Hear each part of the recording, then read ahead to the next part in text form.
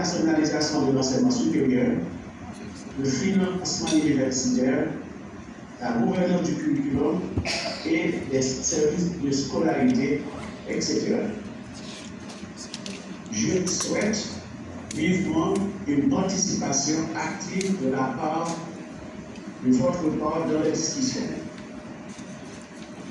Car votre participation vous permettra de vous informer, c'est-à-dire découvrir les enjeux majeurs et les réalités actuelles des universités membres de la Caraïbe à travers un état des lieux détaillé et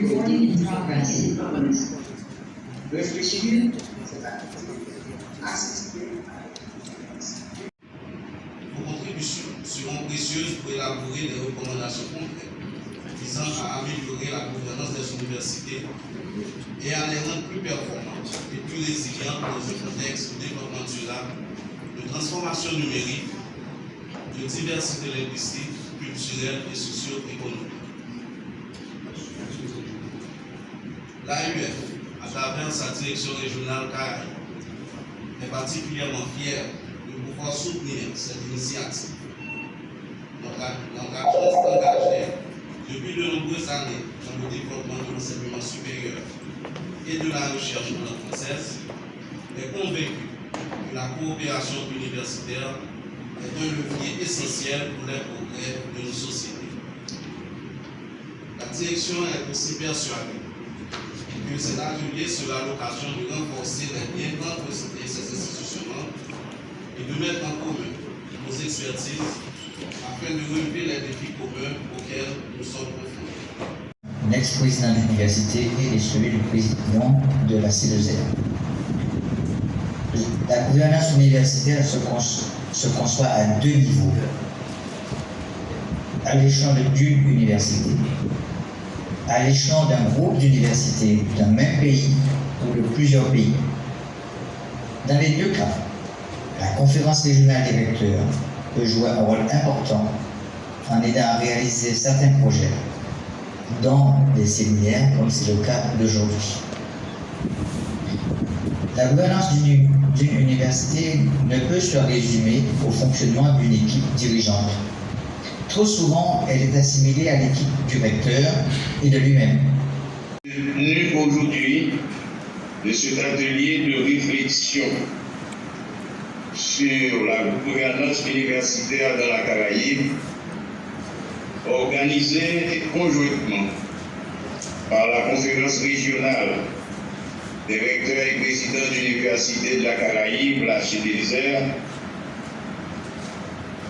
l'agence universitaire de la francophonie AUF et la conférence des recteurs et présidents d'universités haïtiennes, la COPUIA, dans un contexte de profonde crise politique et sécuritaire en Haïti qui affecte grandement le fonctionnement des institutions d'enseignement supérieur haïtiennes, plus particulièrement dans la zone métropolitaine, est considérée à nos yeux comme une initiative louable et porteuse de perspectives et d'espoir pour le secteur.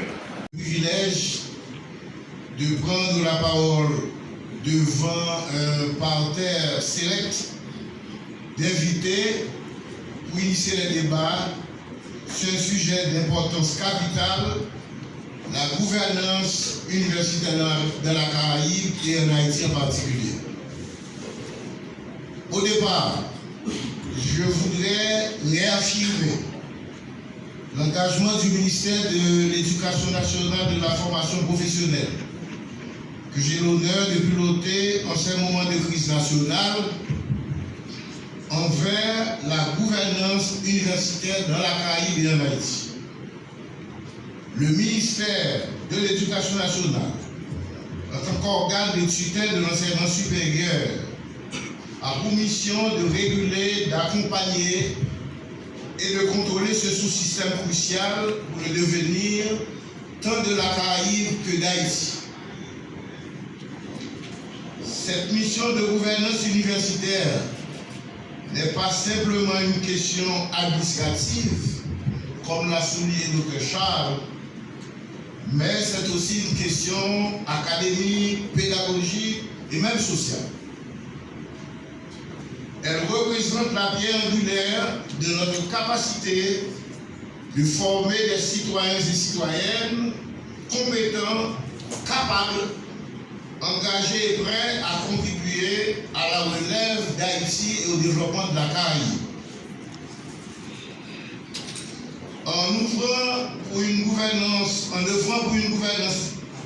efficace de nos institutions universitaires, nous investissons dans l'avenir de la Caraïbe et d'Haïti et dans le potentiel de leur jeunesse, Haïti et la Caraïbe.